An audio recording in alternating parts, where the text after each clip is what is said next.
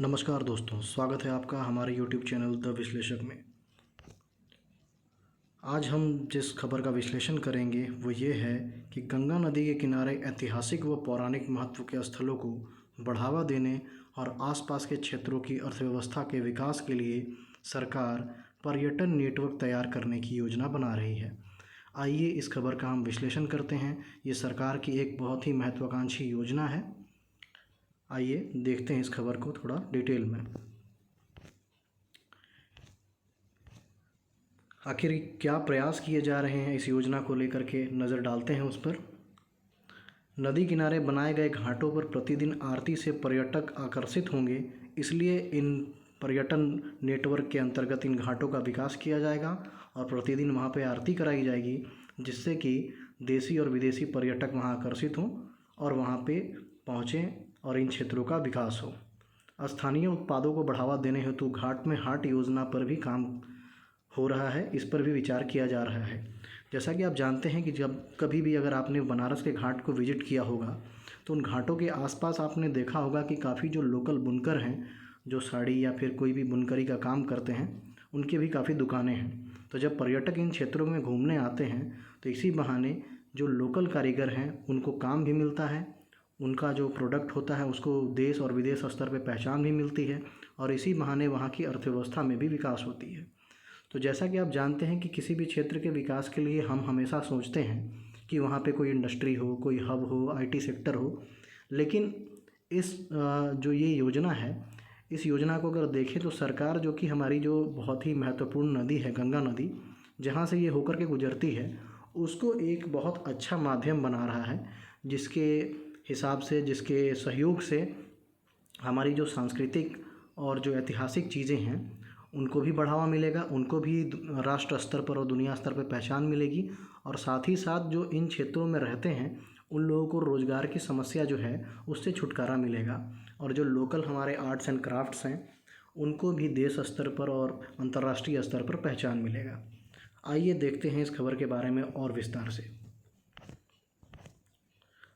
आखिर प्रमुखता क्या है इन प्रोजेक्ट्स की, इनको समझने की कोशिश करते हैं। 2250 किलोमीटर लंबी है गंगा। हरिद्वार, प्रयागराज, कानपुर, वाराणसी, गाजीपुर, पटना और कोलकाता जैसे प्रमुख शहरों से होकर के गुजरती है। केंद्र सरकार साल 2014 से नमामि गंगे कार्यक्रम के अंतर्गत गंगा को साफ रखने के लिए काफ़ी खर्च कर रही है। इस योजना पर अब तक लगभग 20,000 करोड़ खर्च किए जाने का अनुमान है और आगे भी खर्च किए जाएंगे। आइए देखते हैं कि इस योजना के फ़ायदे क्या होंगे। सबसे पहला फ़ायदा जो मैंने अभी कुछ देर पहले आपको बताया कि रामायण और महाभारत जैसे धार्मिक और ऐतिहासिक घटनाएं जो हुई हैं वो गंगा के मैदानी क्षेत्रों में ही घटी हैं, जिनका प्रसार भी इस योजना के माध्यम से हो सकेगा। साथ ही साड़ियाँ और विशेष व्यंजन जो इन क्षेत्र के पहचान हैं, जो इन क्षेत्रों में अद्वितीय उत्पाद हैं, उनको भी पहचान मिलेगी।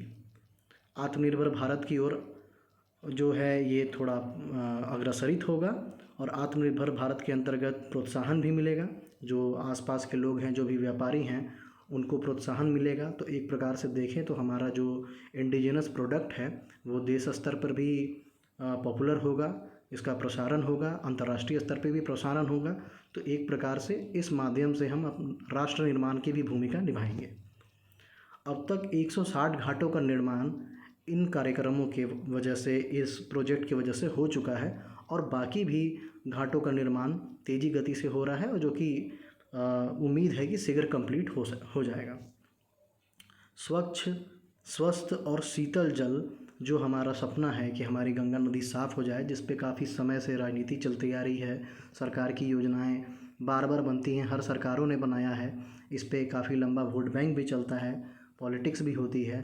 तो हमें उम्मीद करते हैं कि आखिरकार गंगा का जो जल है वो स्वच्छ हो, स्वस्थ हो, शीतल हो। खैर अब तक तो हमें ये दिखा नहीं, वो प्राकृतिक देन ही था कि कोविड के दौरान जब लॉकडाउन लगा था तो प्रकृति ने अपने आप को रीस्टोर कर लिया था और उस समय जो हुए कुछ रिसर्च बताते हैं कि गंगा का पानी पीने योग्य हो गया था, काफ़ी साफ़ हो गया था। तो ये मान सकते हैं कि हमारे जितने भी प्रयास हैं वो उतने कारगर नहीं हुए, प्रकृति ने अपने आप को रीस्टोर किया। खैर फिर भी हमारे बस में जो चीज़ें हैं वो हम कर सकते हैं और ऐसा नहीं है कि ये मानव से बढ़कर के है। विदेशों का आप एग्जाम्पल लें तो जो भी आपके इंग्लैंड हो गया, फ्रांस हो गया, जो भी नदियों के किनारे बसे हैं वो काफ़ी स्वच्छ हैं। और वो स्वच्छ इसलिए हैं क्योंकि हमारे ही जैसे मानवों ने, जो भी वहाँ की जो सरकारें हैं, उन लोगों ने इसका बेड़ा उठाया है और काम कर रहे हैं, तो उसका फ़ायदा दिख रहा है।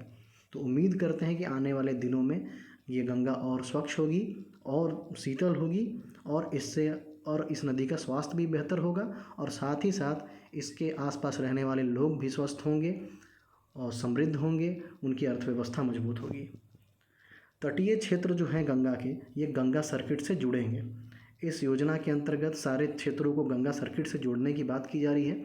इसी योजना के अंतर्गत था जो आपका मल्टी मॉडल टर्मिनल का निर्माण कराया गया था, वाराणसी में हुआ था, हल्दिया में हुआ था, झारखंड के साहिबगंज में हुआ था, वो इसी के अंतर्गत हुआ था। तो खैर आप देख सकते हैं जैसे कि साधारणतः आपको एकमात्र ये नदी दिख रही है, लेकिन उससे जुड़ी हुई कितनी सारी एक्टिविटीज़ हैं जो कि हो सकती हैं।